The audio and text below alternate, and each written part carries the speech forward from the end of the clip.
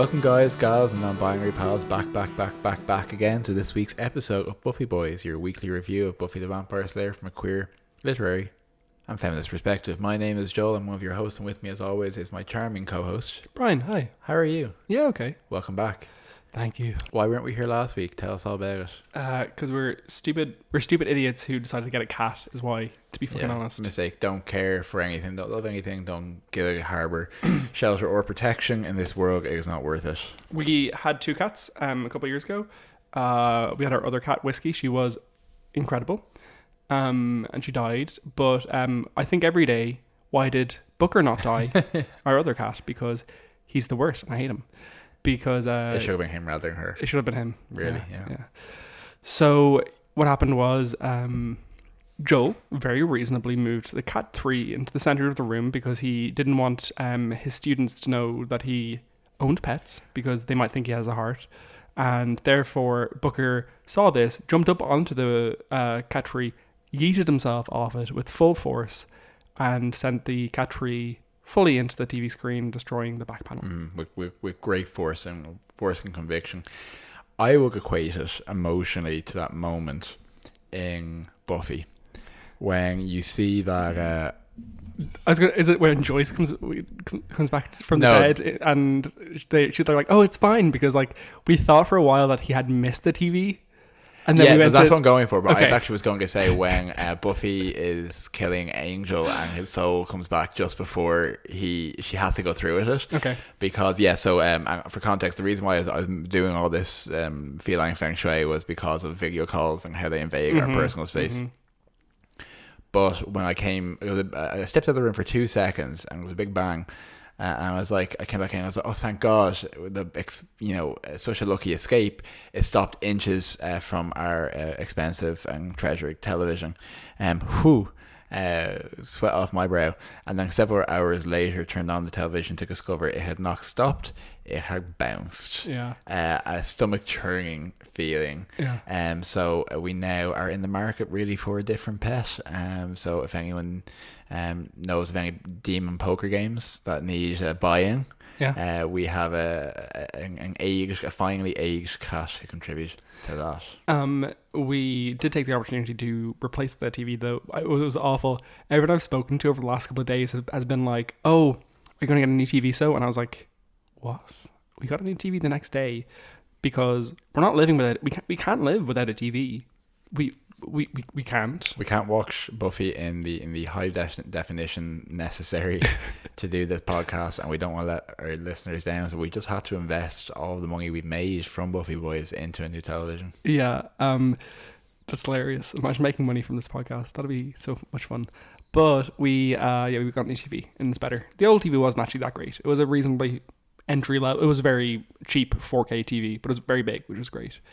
So we got a slight upgrade, which is really nice because like we probably spent about the same amount this time that we did the last time about 4 years ago, but this time just all the features are so much better. So like just even the most basic 4K TVs are actually pretty excellent. Yeah. Time does move on with that quite quickly. On kind of similar television buying note, my mother texted me during the week because my uncle's looking to buy a new television and it has YouTube on it. And what does this mean? And do you have to have YouTube to watch the television? Yeah. I'm not quite sure where to start on explaining how times have changed in terms of the cathode rays and the various little people in the box. So you wanted to talk about an itchy bundle? I did. I've used this respite from the podcast to recharge my creative energies through playing loads of cool video games, as is my disposition, and in particular Itch, which is a Steam-like or GOG-like more so? More Steam-like, I think. It's probably slightly unfair to compare it to either of those, but essentially it's a service that allows both independent game creators to post their own games on the website, and also sell them, market them as part of bundles to have them downloaded using a platform similar to Steam where you stream the game. So kind of like Humble Bundle kind of thing. It has elements of humble bundle, elements of GOG or GOG, elements of Steam. But it's specifically tailored for indie gamers and indie creators. Yeah, sure. So you get a lot of really wet and wild stuff in there, some kind of interesting original because the kind of things might be developed over a 3-week stint for some kind of competition, etc., etc. But this particular bundle, which people may have heard of, is the bundle for racial equality and justice. I believe I have that the right way around. So by the time you're listening to this access to this bundle, unless it's been extended, will have expired. But yes, it's essentially raising money for, as we discussed the last time we were on the podcast, and as anyone with an internet connection or a newspaper is aware, to raise money for the various Black Lives Matter protests around the world and people who are affected by that, which is great. It's been extraordinarily successful. Like, insanely successful. Yeah, so I couldn't even recall what the initial goal was. We'll say the goal was $500,000 or something around those lines. They've now raised over $5.5 million, and the bundle itself is exceptionally good value and exceptionally interesting. It has 1,800 games? 1,800 games. Yeah. Obviously, all of varying quality and genre, but in there you have some games which are indie staples, many of which have never been released in a bundle before. So things like Oxenfree, A Short Hike. Did you finish Oxenfree? I did finish Oxenfree. How'd you find it? It's good. It's like Frequency. It's like that film where you can kind of like use a radio to like talk through time and stuff. Very, very gentle. There's a game in there I played called A Mortician's Tale, which is kind of like 6 Feet Under, which is kind of exploring. I think Celeste is in it, isn't it? Celeste is in it as well. Celeste is incredible. A Mortician's Tale, which is exploring like the death industry and funeral homes and the process of how different cultures grieve and stuff like that. I have a game that I've downloaded play called Diary of a Spaceport Janitor, which is about being a janitor on a space station, which I will enjoy. Disgusting. And another one which I think is called Extreme Meat Punk Fascists or something along those lines, but it's about being gay and also using a mecha robot that's made of meat to kill Nazis. Anyway, look, there's everything for every shape and creed in there, but it's $5, right? Or you can pay your own price if you want to. The minimum buying is $5, but obviously there's options to pay more, etc. But why I'm obviously for the altruistic reasons recommending it, but also that, if you're only familiar with AAA or studio-driven video games and kind of the big titles and the big franchises, I would sincerely encourage you to look into more independent games, and this is a great place to start because they're often much more innovative, much weirder. A lot of the It's more like games as expression, because you often have like one person designing a game, and with one person you get to have one singular driven motivation and one singular vision. Yeah, and very specific, very niche content. And sometimes because it's just easier to make games in many ways, there can be slightly throwaway or funny concepts that aren't quite as heavily invested, but also you tend to get a lot better representation in any games because there aren't these market pressures and corporatization and all that kind of stuff. So you get a lot of queer content, you get a lot of trans-specific content. I noticed in this bundle as well about kind of using trans-specific sounds like an ocean. Yeah, it sounds like a fake airline from a film, but trans-specific, about like using mechanics in games to replicate the experience of gender dysphoria, and just really like games as art and games as like a medium.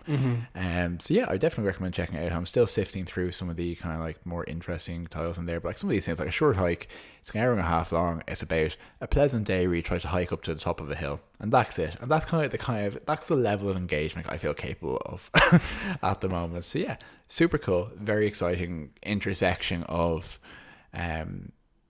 like activism and creativity, which is the kind of stuff to really get some energy from, I think, in these turbulent times. Indeed. Speaking of queer shit that's good, Buffy. I'm gonna give you a quick what you call it thing? Buffy on summary. Yeah. So this episode is episode 16 of season 4. Who are you?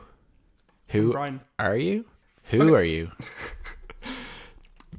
Oh god, this has they use the naming Buffy and Faith and Faith and Buffy. Okay. Faith and Buffy has a high time taunting Spike, teasing Tara, whom she guesses is Willow's lover, and seducing Riley. She kills a vampire and is thanked. Riley's tenderness freaks her out. Buffy and Faith escapes execution by the council and explains things to Giles. Adam's vampire is influenced by Adam, sees a church. Faith leaves an airport queue to save the congregation. Buffy helps her, they fight. Willow and Tara reverse the body switch. Faith leaves town. There's so much of that was just like editorializing and unnecessary information, and yet bizarrely brief.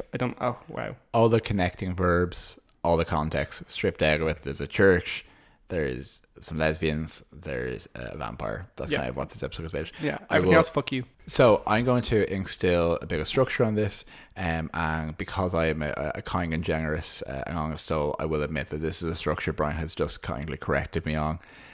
But for the clarity of the listening audience, Eliza Dushku plays Buffy in this episode.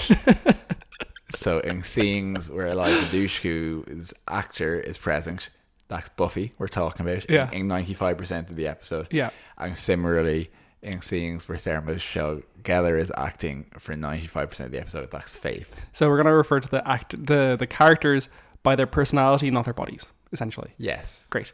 Okay, so... We got into a little bit of a back and forth about whether the term brain meant their physical brain or their soul. We see you're trying to correct me. You're like, well, of course, Brian, it's their like physical brain, and it's different. I didn't understand. Okay, what happened off air was I did not understand the distinction between Eliza Dushku and Faith. Yeah. That was where it fell down, really. Yeah, really. You thought that the credit said Faith as Buffy. Yes. The correct said was Faith as Buffy.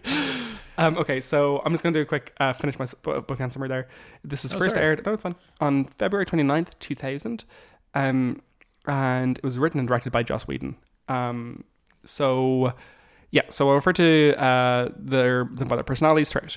It's a great episode. It's a great episode. It's I think everyone pulls off a great performance in this. I think it's actually really... I would suggest Tara appears in this episode, you know? Yeah. I think Tara really draws the eye of the viewer in like narratively, but I think everyone... Because it's very difficult to... It can be very difficult to portray your characters when they're put in such a off-center position. Mm-hmm. Because specifically, one of the really interesting things with this episode for me is that it shows... kind of how slightly odd and slightly uninterpretable Buffy's life is from like 3 months removed, because everyone's like talking about things like, okay, here's Anya, and Faith is like, do I know Tara or do I not know her, who's Agam and all this. And when you're in the Buffy sphere, you just act like, oh, of course everyone knows this, but or more appropriately maybe the Buffy bubble. Yeah, the Buffable. The Buffable. Buffable. So I think to have the characters or to have the actors portray, say, Giles and Willow and all that, from the camera, narratively speaking, is kind of put a little bit to the side of the room, and I think it actually really gives you a good opportunity, as Faith does kind of in universe, to examine, okay, how do these people actually interact with Buffy, how does Buffy's life flow, and what certain assumptions have been made about it. So I think you come away with a fresh understanding of almost every character except for Xander, who doesn't really do anything in the episode. Xander's kind of unpresent in this episode, and I thought it was a great choice. Not because of our Xander hate podcast, hatecast, which has, let's be real, I don't think they've released an episode in a couple of months, which is awkward. Yeah. But he's not present too much because that would have been overloaded. Giles is also equally reasonably quiet in this episode, because what they have going on is they have the Buffy, Faith, and Riley trifecta, which is a very interesting little interaction thing going on there. And then they have the Willow and Tara scenes, which are honestly maybe some of my favorite scenes in this show so far to date. So we'll get to all that. Identity in this episode, fascinating portrayal, because you have a couple of different layers there. Firstly, you have the very clear this is one of those episodes that perfectly encapsulates, I think, the ideal literary level of Buffy as a text. The best things that this episode has to explain about identity, about the difference between Faith and Buffy, the kind of there but for the grace of God kind of thing. It has that on a completely accessible level. And that is the best aspect of this episode. There's no Freudian reading necessary. There's no... dreams about a raven carrying her mother's scarf or whatever. Absolutely.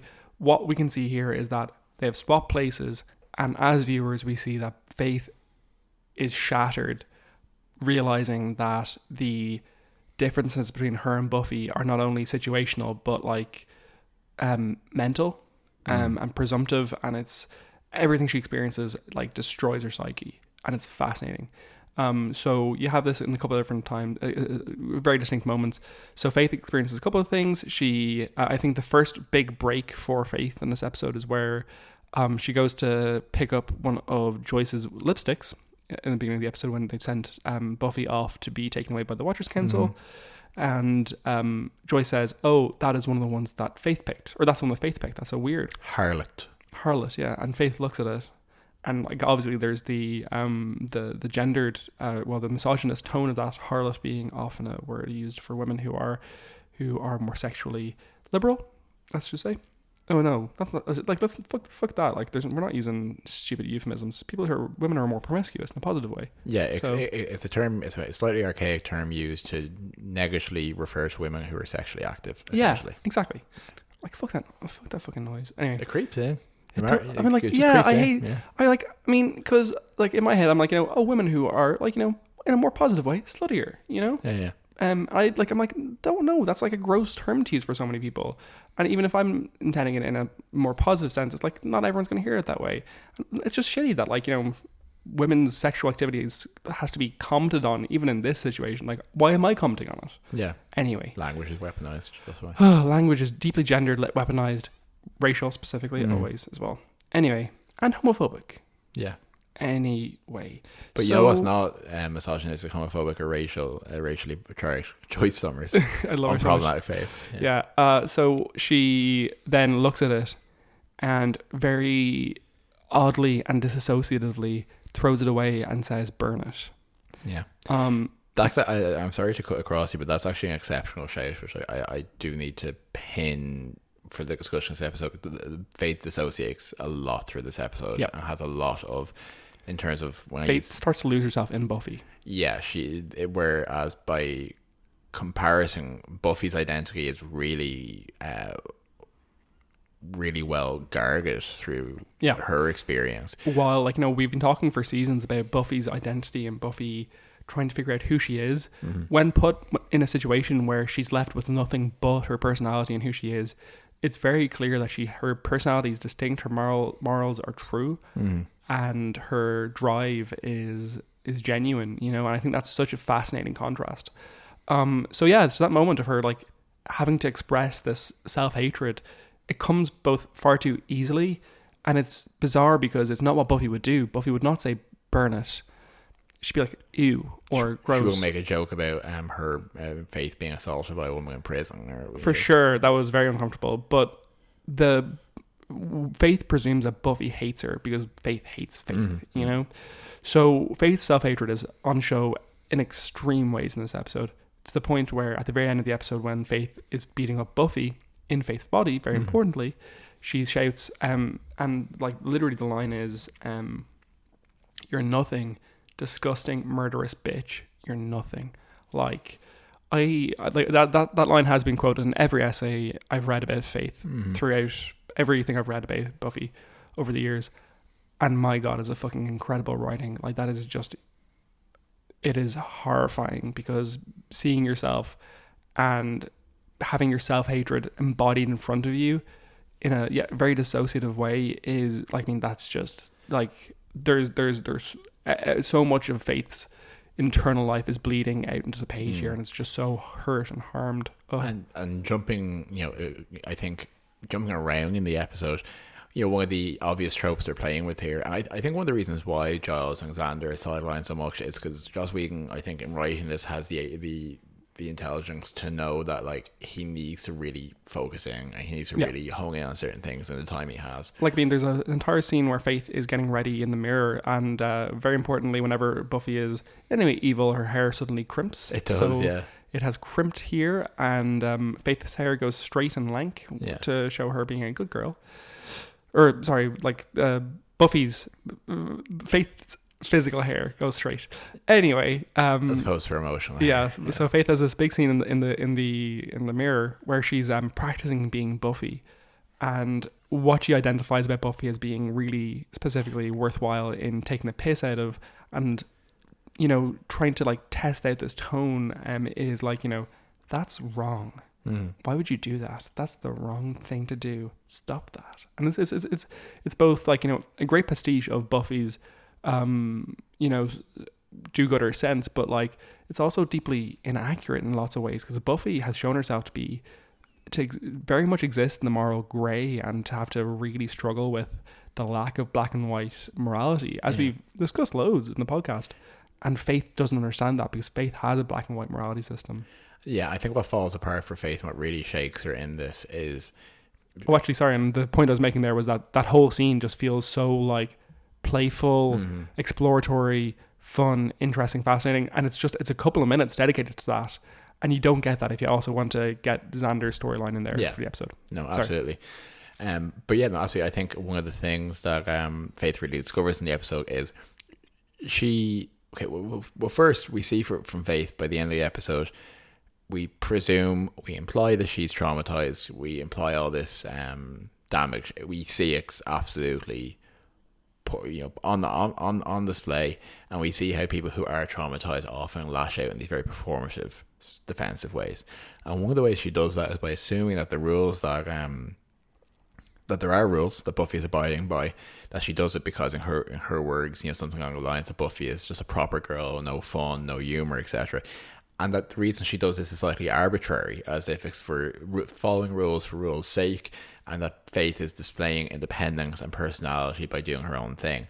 I think what's really challenging for Faith in the episode is she realizes that Buffy doesn't follow a rule book. She follows the moral guidance of what protects the most people. She has a principle, and that's kind of well grounded, and she has when that meant following the Watchers Council and what her Watcher said, she would do that. When it meant going against that, she would eat that immediately. So I think Faith seeing that it was actually not just about just the rule book; it's actually about the spirit of being the Slayer. And something which she always thought that Buffy didn't understand. She thought Buffy was just an authoritarian and didn't understand what it meant to be a Slayer. And what I found really telling is how when she actually has to live the life of a patrolling, present, engaged Slayer, she's not particularly responsive to helping people. And it made me question when she was. Canonically say that she was in Boston before she came here. I would assume she was in Boston. Only for like 6 months though, at the most, kind of thing. Sure, but there was a period where she was working with her Watcher before her Watcher was killed. Mm-hmm. Was she not out helping people then? She seems honestly like surprised that part of the job is just like in the Bronze, she sees a vampire, or Willow sees a vampire, draws it to her attention, and she's like, oh shit, I'm actually meant to go and do something like this. And when she saves this human and the girl is so genuinely thankful, I think that really affects her in a way that she can't quite understand. Yeah, you're absolutely right. It's a bizarre reaction of Faith's. And yeah, no, she doesn't have a reason to, like, that's one of the very simple, interesting points of the episode, is that like she sees that there is a worth in doing things for their own sake. Can I read you a couple of interesting things? Sure, absolutely. So one of the points of the episode, one of the essays I read about this was by Rhonda Wilcox, who has written a bunch of different things I've referenced over the years about Buffy. And this essay is called "Who Died and Made Her Boss?" But one of the things she says about this episode specifically is, thus simple dualism is not allowed. Virgin, whore, devil, angel, hero, villain. Buffy and Faith are both aspects of each other and complex characters in their own right. Either of them might be capable of killing, and the ones they might kill are not simply monsters. Killing is not cheap in this world. And it's so interesting because when Faith calls Buffy murderous, she is saying that she feels murdered by Buffy because Buffy did try to kill Faith. Yeah. And Faith has murdered someone, you know? So it is deeply complex, and it's fascinating. It brings kind of a lot of questions with the Slayer in terms of justified murder. Because Faith has a line in the episode at one point where, I can never retain his name, Forrest, confronts who he thinks is Buffy and says something which sets Faith off about, Buffy, quote unquote, you think you're such a killer, and Faith reacts very strongly and says, I'm not a killer, I'm the Slayer. And there's this real necessary distinction that she's not base, that what she's doing is not for a higher cause, but just that it's justified that she's good because of it, by virtue of the fact that she's doing it. Because if where that road that leads her down is that she starts to believe she can't do any wrong because of her calling, and it's a house of cards really for her emotionally. Yep. So one of the fascinating things I've read about this episode is just Faith and her anger, and it was basically it was an essay that I referred to before when we talked about Kendra, and it's by Elise Ray Helford, and it's My Emotions Give Me Power: The Containment of Girls' Anger in Buffy. And it's a really great essay because it explores how Kendra is not allowed anger, where Buffy is allowed a certain amount of anger, and she's a good girl, so she keeps it within a certain level. And how Faith, the working class, emotional, present person, is consistently punished for her anger. Because if you look at like Faith versus Angel, Angel has done some absolutely horrific things, and Spike, of course, and Spike, yeah, and these people are seen as being worthy of redemption, worthy of understanding, and Faith is worthy of like a mental breakdown and some time in a cell kind of thing, because the reason why is that she was a woman who like had the temerity to be angry. And she's every right to be angry. Like, she's been dealt like a really shit hand in life. Both, I mean, like, look at Buffy's reaction to becoming the Slayer. Just generally, she can't deal with being the Slayer in so many situations. Like, hoisted on someone with absolutely no support system, social like ability, no money, no family, no friends. It's genuinely horrifying. And then another thing I was reading about was also just like this episode actually. So Farah Mendelssohn writes about Buffy's sexuality in this episode in a really fascinating way in an essay called "Surpassing the Love of Vampires." And so do you mind if I read you a little thing? Please do. Yeah, great. Sarah Michelle Gellar's petite build means it is quite probable that both the character and the writers are enjoying several moments of visual irony, enjoying the image of small, weak female body that belies the fact that she could easily kill her lovers. Its effect, however, is to create a physical dynamic in which Buffy's physical responses to her lovers can seem quite childlike. That this is a visual effect, and the writers are fully aware of it, is made clear and exploited in Who Are You, when it is Faith inside Buffy's body who beds Riley, in the process replicating some of the same moves with an aggressive mockery of Buffy's childlikeness. With Faith's body language, with Buffy's physical presence, the writers were able to create the image of a child out of control, eliciting sympathy for a problematic character. But yeah, I just found that really fascinating. It's just like, it's true. I then felt that whole scene is very uncomfortable. So Faith does bed Riley, and she basically has a nervous breakdown when he tells her he loves her, and he shows her a lot of affection and care, because that hasn't been her sexual experience to this point. Her sexual experience has been presumably that transactional, but also presumably she experiences a certain amount of disregard and exhibits disregard in return. Yeah, so she basically is trying to do all this provocative stuff with Riley, and starts to reject him when she says, "Oh, you don't want to play," and he's like, "No, I don't want to play because it's actual intimacy." And she in kind of one of the few moments of Faith's character where she shows like genuine helplessness. I actually found it very evocative of her earlier episodes with Kakistos. Sure, yeah. When she knows Kakistos has arrived and she just starts shouting, "No, no, no." It's exactly the same kind of completely defenseless reaction. And it's because he shows her actual affection and care. And it just, the existence of actual affection and care implies so much that she's not able to accept. She starts asking him, "Who are you?" to Buffy, basically. What are you trying to take her for? Yeah, etc. And there's a protective and kind of almost sisterly and also sexual, psychosexual kind of connection between Buffy and Faith, I think. Yeah. And it's interesting because I think there's a rating of Faith in this show just generally as bisexual, and her immediate recognition of the Tara and Willow relationship when no one else has seen it so far as being a recognition. Yeah, just like queers can spell other queers. Yeah. She also specifically in the Bronze does dance intimately with women and men. Yeah. And it's not drawn attention to, but it is there. Yeah. But yeah, I think it's that dichotomy with Faith and this is very interesting, because obviously let's not underestimate the fact that it turns so expertly in the fact that both Eliza Dushku and Sarah Michelle Gellar do a incredible job, evocative of Willow and Vamp Willow, in the sense of playing a character inside a character, pretending to be a character is like such a difficult line, and you can always see the portrayal in it. But if you look at it with Faith and Riley and Faith and Xander, those two sexual experiences we see her have are both could be considered sexually assaulting. Yeah. And definitely highly fucked, in terms of the interactions. Yeah. So like it does a good job of like you can't paint really her or a number of characters on the show, particularly Faith, as either a good person or a bad person. Yeah. You can't exonerate them, you can't excuse their actions, but you also can't completely condemn. And that's a complex character. Yeah, I think that's the point of the episode, really, is that like Faith ultimately doesn't really. It's not a situation where you're like saying, oh, if Faith had all these things going for her, she'd be better, because when she has all these things going for her in this episode, she still does wrong.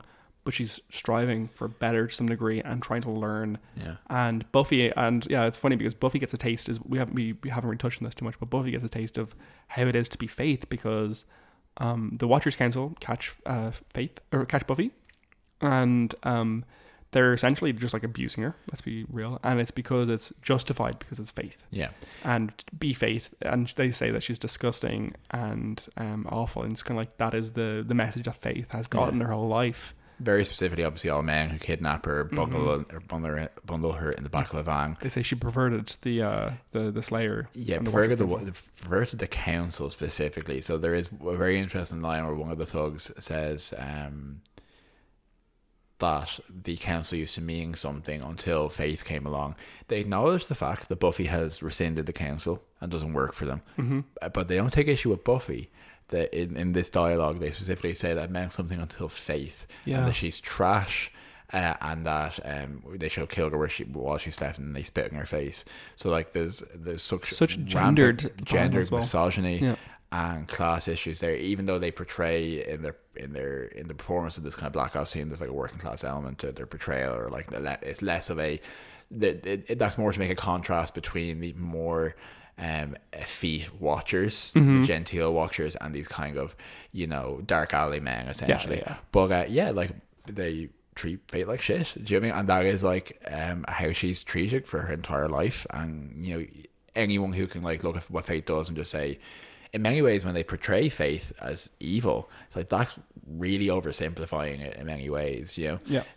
Because the difficulty with Faith, and particularly in the lore of the show, is that she has a soul. She's not a monster. She's not a monster. But as you said very specifically, by contrast, what's interesting is Buffy doesn't lose her identity at any point as Faith. Yeah. And that's not to say that she's better than Faith, but just that she is more. At one point, Tara describes Faith's energy as fractured. Yeah. And Buffy has such a solid sense of herself that really Buffy, I do actually find this quite interesting.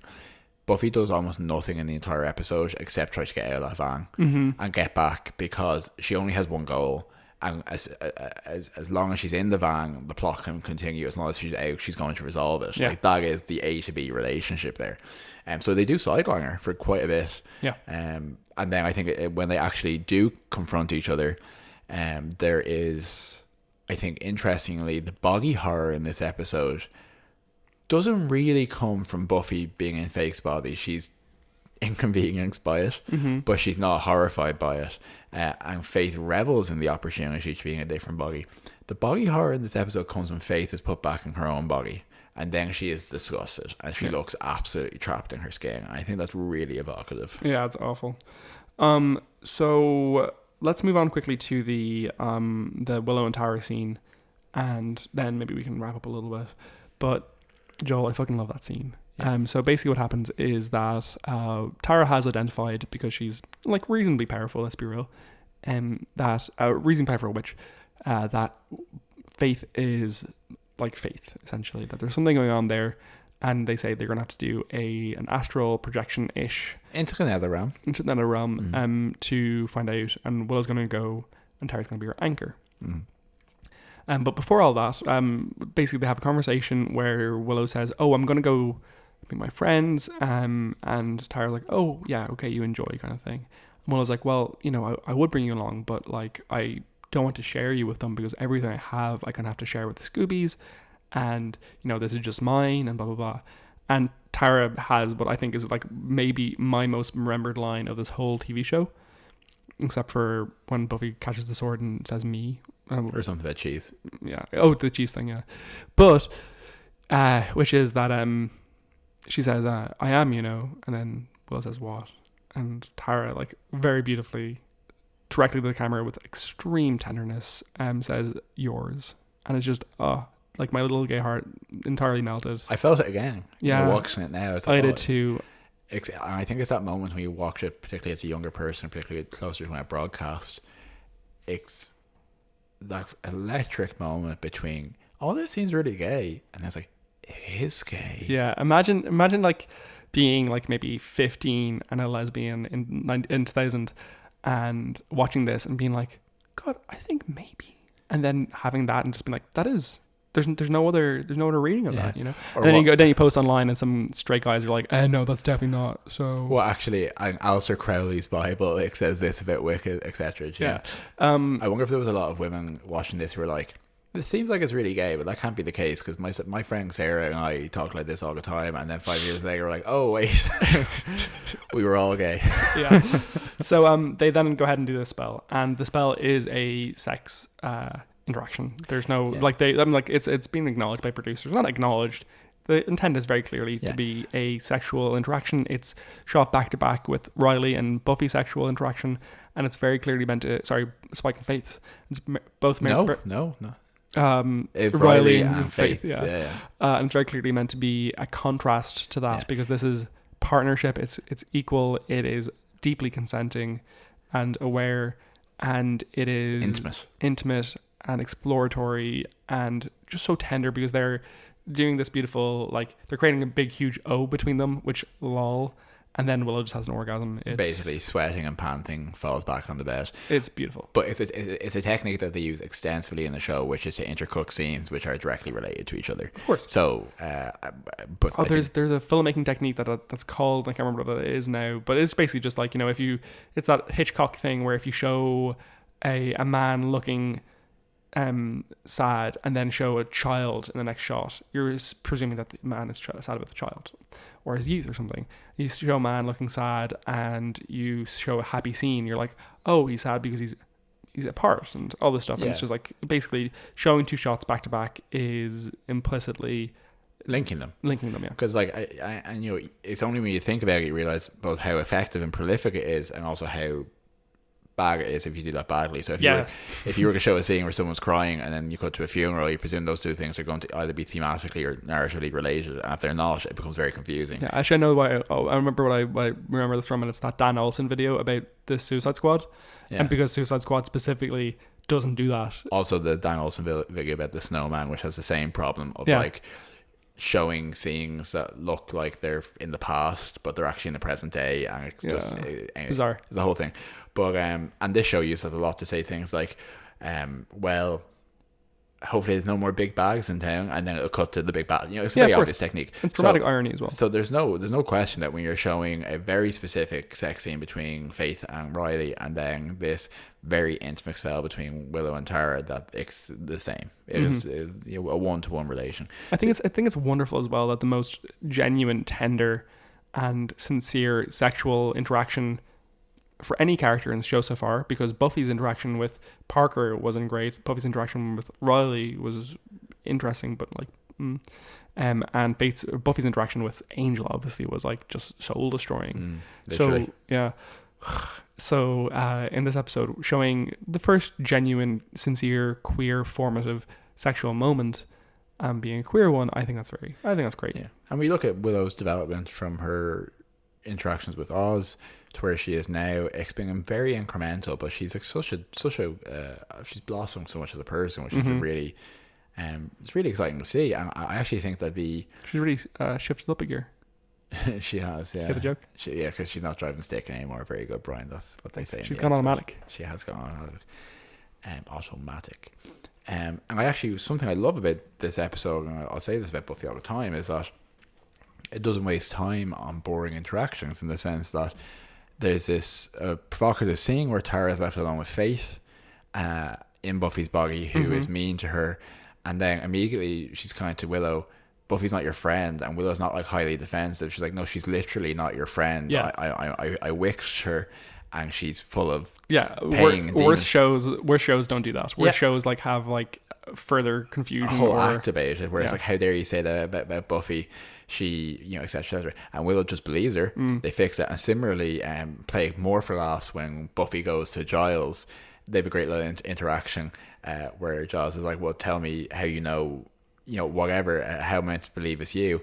And Eliza Dushku does a great portrayal of Buffy's mannerisms, as she's explained to her. It's like, okay, well, you were a demon, and I knew you were a demon, so just believe me. And also, Ethan Rain did it to you, and also you had sex with my mother, and she said you were like a stevedore. What's a stevedore? And he's like, please stop talking. I believe that you're Buffy. Yeah. So like, that's great. Like, that's really, like, why build up relationships between these characters if they can't draw on them in moments of need? And when you see it working, you feel really rewarded for your investment in their character, as in their nature. I think it's the thing that I'm always invested in TV shows and just general properties, is that I don't ever want actual realism or logical consistency through anything. I don't give a shit if you hit the bone or the rib twice in a row and it produced two separate sounds. I only care about emotional and psychological realism. You make this reference all the time. Yeah, it's bad to Bad Simpsons as well, which is bad. Yeah, but it's to a Simpsons episode with is it with the comic book guy? Anyway, comic guy, the nerd in the audience, and it's saying something. It's the Poochie episode, actually, isn't it? It's the one because it might be Poochie, but specifically what I'm highlighting here is that the active element is they're saying in episode 242. That's exactly the character. Good job. Yeah. Thank you. There is a scene where Itchy hits the skeleton's rib like a xylophone, and he hits the same rib twice and produces two distinctly different notes. Is this some kind of magical xylophone? You always just say hits the rib and makes two different notes, and without the skeleton context or the xylophone, it kind of, the whole thing falls apart. Whatever. So I don't care about genuine emotional and psychological realism through the characters. Is the character consistently being portrayed well? And if not, is it because you want to explore something deeper about another character, and that this character can be like bendable enough for that? And other shows try to get like consistent, like in universe logic, consistent plotting logic, and none of those things are as important as well-developed characters. Yeah. And where the payoff is in this episode, and to be honest, like I've come to this journey through Buffy reasonably fresh, in a sense of like really like engaging with it again, and maybe not necessarily knowing how we get from Faith where she was to the Faith we put so much trust in season 7. And I think it was one of my new favorite moments in Buffy that at the start of this episode she has a great monologue where she takes the piss out of Buffy, being like, I could do all these amazing things, why don't I do them? Because it would be wrong. And then at the end of the episode, she's ready to get on the plane. She sees that all these people are being killed by vampires. She thinks Buffy is completely out of the picture, and she goes back to defend the church in a complete break from how she would usually approach it, but like an earned departure. And when prompted to say why she's done this, she says sincerely she's stopping them because it would be wrong otherwise. And it sneaks up on you, but she, with no external pressure and no motivation, she has earned an actual moment of growth. And that's really, it's genuine growth in writing is bizarre. It usually happens between episodes, and we're going from here to her frankly trying to like suicide by vampire in the next episode of Angel. Oh god, when she hit, it's not the next episode of Angel, it's a couple of ones down the line, but it's when she's just standing there whacking Angel saying I'm bad, like I'm gonna just be crying. But it's real, it's actually real growth. And if you I'm gonna be like I'm sad if you have the dial slightly wrong on that, it's either, well, she did it but she was forced to do it, or she did it and there's no reason for her to do it. But it's these moments like when she gets upset, like traumatized after Riley is affectionate to her, that earn it. And I just think it's really, really well done. Well done, Sarah Michelle Gellar and Eliza Dushku. Sarah Michelle Gellar is so funny. She's so funny. They're both so good. If you both want to get in touch, we will give you $5 each to say thanks for how good you were in this episode. I was going to say something about religion in this episode. It's not worth it. It's not that interesting. There's a church, which is just odd and unusual, but fascinating. And Riley is going there to pray. Lol. Yeah. So will we move into... I might actually mention a little bit about that in the dusting. Great. Okay. So Buffy Bits. Yeah. Joe. Do you know the thing about Joyce's credit card? No. I'm gonna hate it. Yeah, you are. Okay. So Faith is looking at Joyce's credit card at one point, and it expires in May 2001. And this is significant because I know this. 2001, May, summer break. Is it the end of season 5? Yeah, so that's when the gift airs. Oh, gross. Okay, so and then additionally, Faith uses the term poetic justice because it is what Buffy said to her when she was about to kill her. Yeah. So that's great. And then she's like, how is it poetic justice? She's like, I mean, it's just normal justice. Anyway, other stuff. I have a couple of things. Sure, go ahead.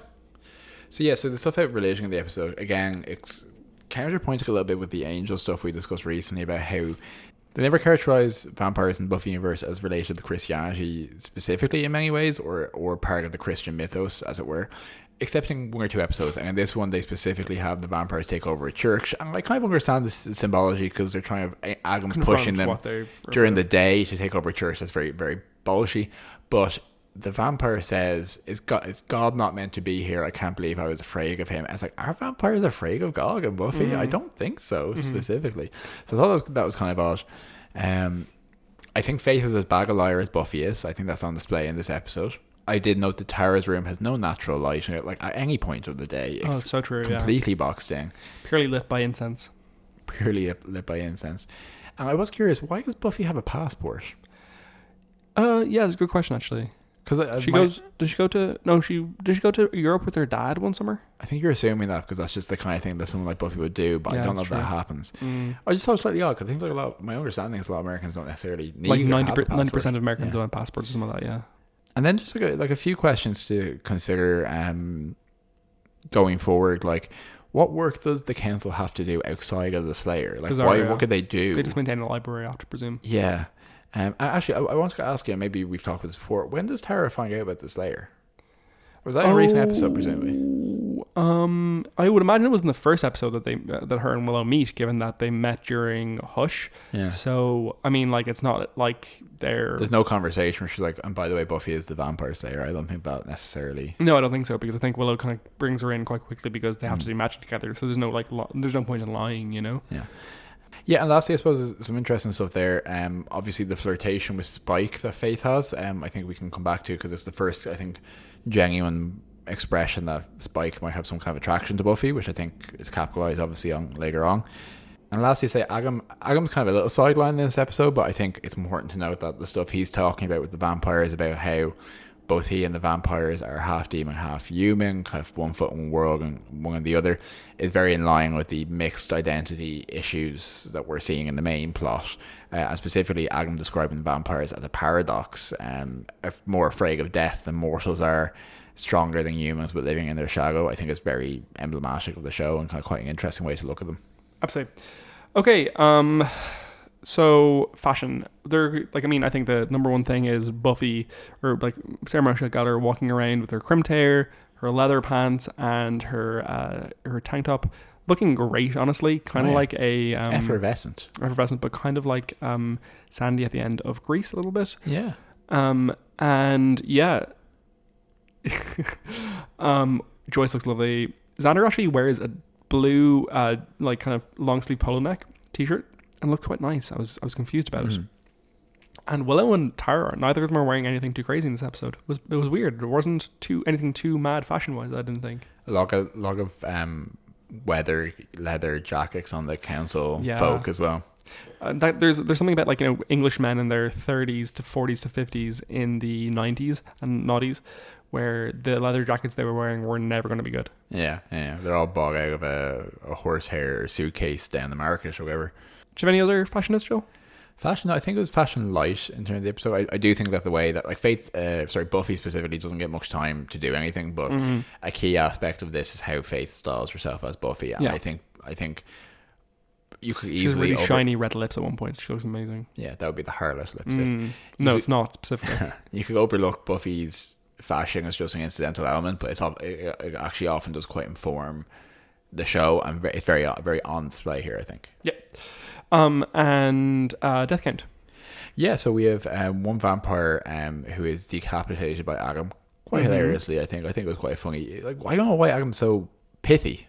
Yeah. Do you know what I mean? For someone who's just been born, it's bizarre, but he's funny, and I don't mind watching him. Two vampires that are staked by Faith. One vampire which Riley shoulder checks into sunlight, and I was actually just so glad that it did burn, rather than being like, oh no, this is an overcast day, he's flying. Yeah, sure. And then a very cool shot of the vampire's leader Boone being stabbed from behind by by Faith, or by Buffy and Faith's body, which actually directly mirrors Mr. Trick's death earlier in season 3. The other thing I thought about this episode in terms of visually mirroring things, the dancing that Faith is doing in the bronze is very Bad Girls. Okay, and rating. Give me a rating there, Joel. Oh, a rating.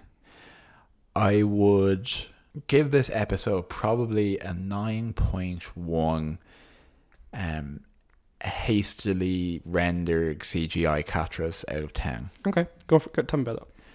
I think that I would not have remembered this episode or these two episodes kind of specifically. Sure. And I've been very impressed by them. I think that their encapsulation of the themes of the show, the portrayals from the characters, the way they kind of give a weird disjointed feeling of season 3 being very long ago, and that kind of being left behind feeling that's very haunting. Some good humor and just a really adventurous pace. It's just good television. Yeah, I'm gonna give this 10 out of 10. Tiny babies. 10. The other ones I was considering were Balls and Stevedores. Yeah, I'm gonna go for 10 out of 10. I think it's literally flawless. I don't think he could have written a better episode. I think the portrayals are stunning. I think it gives us insight into our main character, into another character. I think its use of shadow selves and integration and its play with its conversation is perfect. I think it's incredibly accessible, which is really important to me. I think the performances are stunning. I think it's very, very funny. Yeah, it's also, for what I really like about it, like Buffy has those very special episodes, you know? It has its hushes, its bodies, its restlesses, once more feelings, all of those being the very clear standouts. This episode... Beer bads. Gotcha. Yeah. Superstar, specifically, is one of them. This episode is very much an episode that is another one in a sequence. Yeah. And even a part of a two-parter, but I think it's because it's another episode, but it's perfectly done. I love that, you know? Yeah, it's very much a mesh and a marriage. You can't lift it out. Yeah. But you could never show this episode to someone and say, oh, this is why you should watch Buffy.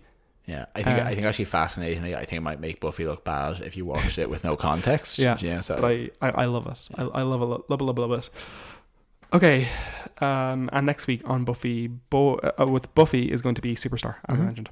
Okay, Cordelia Chase. Yes, I do not remember watching this epised.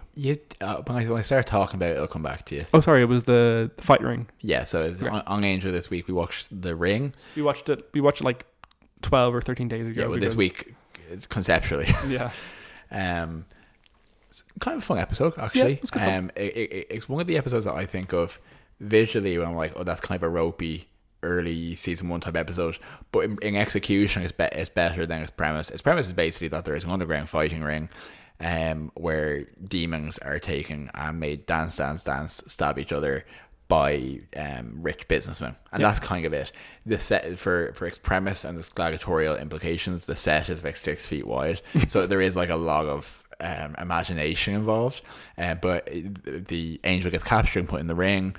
And there's just a lot of toing and froing with Angel trying to do a kind of a Spartacus, or I don't know, I've never seen the film, but a slave breaking out the other slaves. It's pretty Spartacus, yeah. And Wesley and Cordelia. Directed by Stanley Kubrick. Oh, really? Yeah. There you Wesley and Cordelia trying to get him back. So it mostly focuses on Angel, and there's a lot of focus on this early season about whether he will kind of drink human blood or kill people, which I don't feel like was as much of a problem for him before he came to Angel. It's like that will tip him over the edge, but I see why they do it. We got very confused because the ringleader looks very like the actor who played Liz Lemon's boyfriend on 30 Rock, and also was in Law & Order SVU and a couple of similar things. It turns out it's the music Dennis in 30 Rock. Dennis in 30 Rock, yeah. The musical theme that comes along with him in that show is, I think, one of the most beautiful pieces of music I've ever heard. Yeah, it's gorgeous. It's on the harmonica. But we eventually discovered that it's actually his brother, who was in real life, who's done far fewer TV shows, but was in Oz, the TV show. He was in Oz for quite a number of episodes. I watched all of for who knows why. So the episode it's fun. It has like a lot of great fight choreography. It has some funny moments. A lot of Angel spends the whole thing in a tank top, which I don't disagree with. We have our first real showing of Wesley. Like Wesley is very loyal now to his new employer, and he tries to track him down, and he uses a crossbow to pin a guy's hand to the wall and nearly shoots someone else, and it's developing Wesley's character in a nicely organic way to make it believable that he's now effective. Sure. And the characters are fun to watch. Yeah. It introduces Lila Morgan, who is one of the main Wolfram and Hart lawyers for the rest of the show, and I like Lila. I think that she acts her role well. Lila. Sorry, go on. And yeah, some kind of interesting, fun moments, some good combat, funny lines. So I say, better than it needed to be. Yeah. I would probably give it maybe 7 fail films gestures out of 10. I'm gonna go for 6. You know, 6, yeah. Yeah. Well, we'll wait with bated breath the Angel episode that you rate higher than I do. I rated. I will remember you higher than you did. I think there's no record of that. It's true. So I think it's Sanctuary. I might rate that higher than you. You never know. Sanctuary. Oh yeah, you may do actually. Yeah. And down the line, like Drew, Scylla comes back and Darla comes back, and there's some interesting stuff. And I have not now and will never be. I think I'll rate that pretty highly probably. That's a great episode. So yeah, I think that's probably everything for this week. Great. So as you said, next week on Buffy we are going to talk about... I think we'll have gone over an hour, which it's been a long time since we went over an hour for Buffy Boys. It's a great episode though. It's a really good episode. We'll be watching Superstar, which is all about Jonathan, and it's a great... I'm going to enjoy it because it's shitty. I like it. It is a television episode. It is a premise episode. It is a mirror universe episode. It takes you entirely out of the premise that Buffy exists not as a TV show because it changes the credits and stuff. Yeah. It's stupid, but I love that stuff. I really do. So yes, that's us for this week. Thanks very much for joining us. If you enjoyed this episode, please let us know. Tell your friends, tell your stevedores. Have a great week, stay safe, and we will see you next time on Buffy Boys. Okay, great, that's everything. Thank you, bye. Oh god, it's gone so quickly. Black Lives Matter is not controversial. Why is that? Why, if you're listening to this podcast and you're like, that's a controversial phrase, maybe inspect your own thought processes. That's stupid. Oh yeah, if we haven't made this explicit, I believe we have. If you don't believe Black Lives Matter, if you don't believe trans lives matter, stop listening to our podcast. Please, yeah. Thank you. All right, see you. See ya.